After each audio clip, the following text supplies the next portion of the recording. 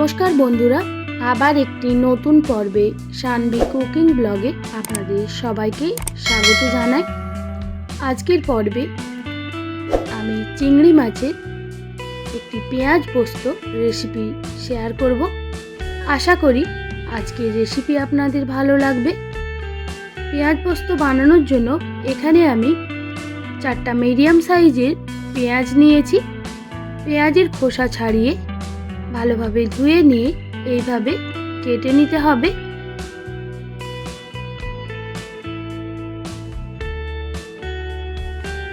আর লাগবে টমেটো।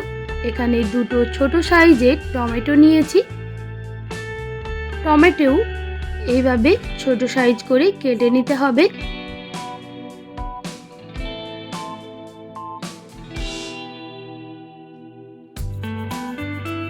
এরপর আমাদের কি কি উপকরণ লাগছে চলুন সেটা দেখে নিই।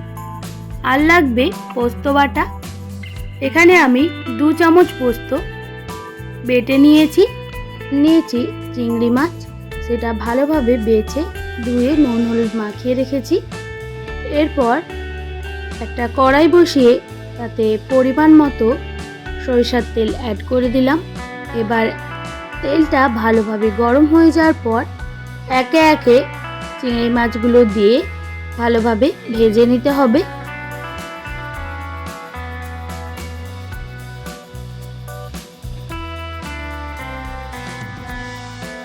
দু সাইড থেকেই উল্টে পাল্টে ভালোভাবে মাছগুলো ভাজা হয়ে গেছে। এবার কড়াই থেকে নামিয়ে নিতে হবে। একইভাবে আমি বাকি মাছগুলো ভেজে নেব। সব মাছগুলো ভেজে তুলে নিয়েছি।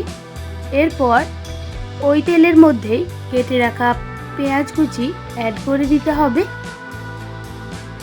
পেঁয়াজ কুচি দেওয়ার পর ভালোভাবে মিক্স করে নিয়ে দিয়ে দেব স্বাদ মতো নুন।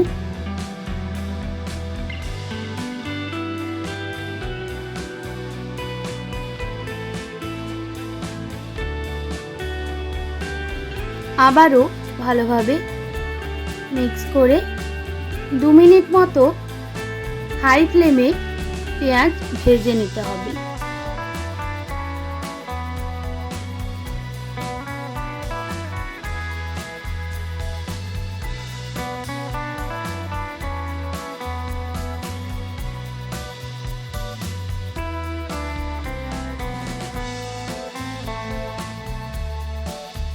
পেঁয়াজটা ঠিক এইরকম ভাজা হয়ে গেলে এরপর অ্যাড করে দিতে হবে কেটে রাখা টমেটো কুচি। এবার টমেটো কুচি দিয়েও খুব ভালোভাবে মিক্স করে নেওয়ার পর অ্যাড করে দিতে হবে হাফ চামচ হলুদের গুঁড়ো আর একদম সামান্য পরিমাণে লঙ্কার গুঁড়ো। এবার সব কিছু একসঙ্গে মিশিয়ে নিতে হবে। এইভাবে আরও 1 থেকে 1.5 মিনিট ভালোভাবে মশলা কষিয়ে নিতে হবে যাতে টমেটো ভালোভাবে গলে যায়। এরপর অ্যাড করে দিলাম বেটে রাখা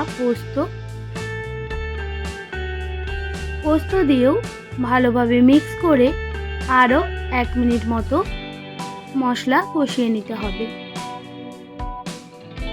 যতক্ষণ না পর্যন্ত মশলার কাঁচা গন্ধ চলে যায় আর মশলা থেকে তেল কেটে বেরিয়ে আসে।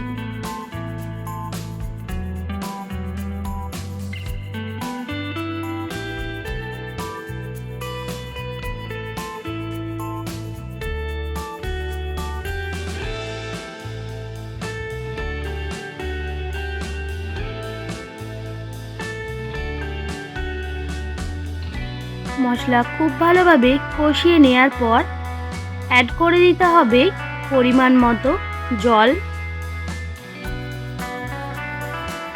দিয়েও খুব ভালোভাবে মশলার সঙ্গে মিক্স করে নিতে হবে।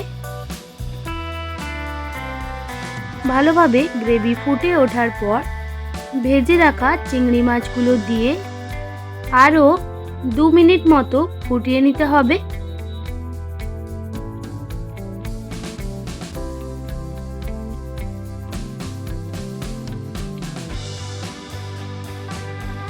সবশেষে অ্যাড করে দিলাম কয়েকটা কাঁচা লঙ্কা।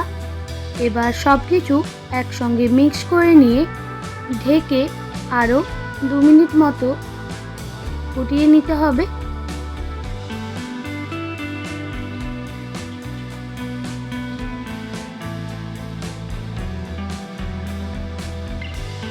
এরপর আপনারা কেমন গ্রেভি রাখতে চান সেই বুঝে গ্যাসের ফ্লেমটা বন্ধ করে দেবেন। তৈরি হয়ে গেল চিংড়ি মাছের পেঁয়াজ পোস্ত। আশা করি আজকের রেসিপি আপনাদের ভালো লেগেছে। যদি ভালো লেগে থাকে একটি লাইক আর বন্ধুদের সঙ্গে শেয়ার করে দেবেন। আর এই রকমই নিত্য নতুন রান্নার আপডেট পেতে সানভি কুকিং ব্লগ চ্যানেলটিকে সাবস্ক্রাইব করে পাশে থাকার অনুরোধ রইল। আপনারা ভালো থাকবেন, সুস্থ থাকবেন। আপনাদের মূল্যবান সময় এতক্ষণ আমার সঙ্গে থাকার জন্য সবাইকে অনেক ধন্যবাদ। দেখা হচ্ছে আবার নতুন কোনো রেসিপির সঙ্গে।